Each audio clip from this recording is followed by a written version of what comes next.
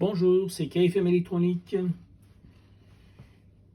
Aujourd'hui, nous allons voir comment on peut utiliser tout simplement un transistor à effet de champ.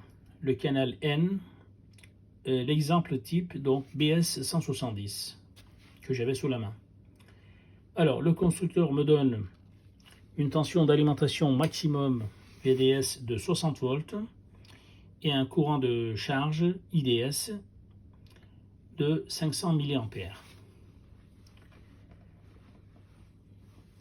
J'ai fait deux montages, comme sur ce schéma, où ici, donc sur ce montage, j'aurai ce graphique pour montrer le fonctionnement d'un transistor à effet de champ canal N BS170.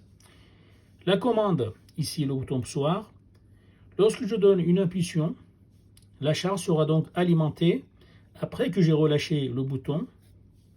Même si donc la commande disparaît, la charge restera avec un temps que j'ai expérimentalement trouvé sur plusieurs valeurs de cette résistance, 1,7 fois taux, 1,7 fois résistance multiplié par le condensateur.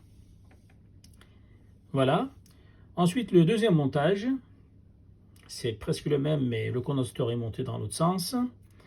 Alors, la commande, c'est toujours avec un bouton poussoir, visualisé avec une résistance et une diode électroluminescente. Et le transistor, lui, par contre, dans son montage, réagit comme ceci. Avec une impulsion brève, donc ça donnait ce signal de sortie. Avec une impulsion longue, ça donne seulement une impulsion sur la charge. Voilà, je reste aussi longtemps que possible.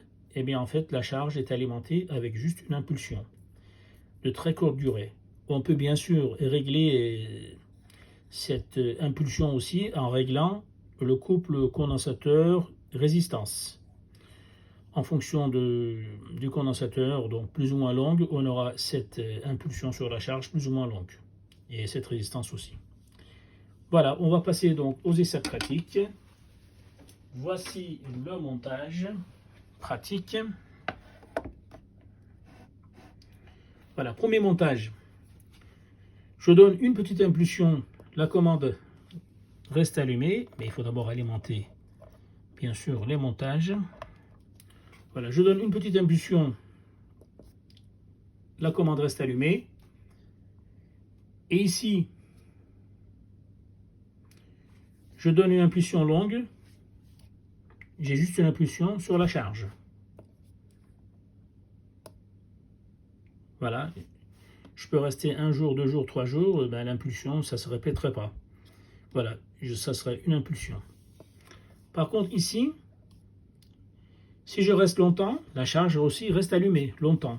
C'est à partir du moment où je relâche le bouton que la base de temps RC se met en route.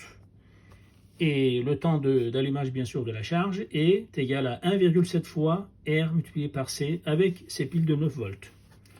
Peut-être avec d'autres tensions, on aura ce temps légèrement rallongé.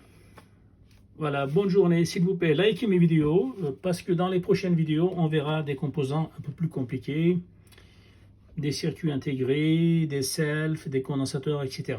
Comment on les utilise, à quoi ça sert, quels sont les calculs, etc. Et plus tard, on abordera les compteurs, etc. Bonne journée, à bientôt.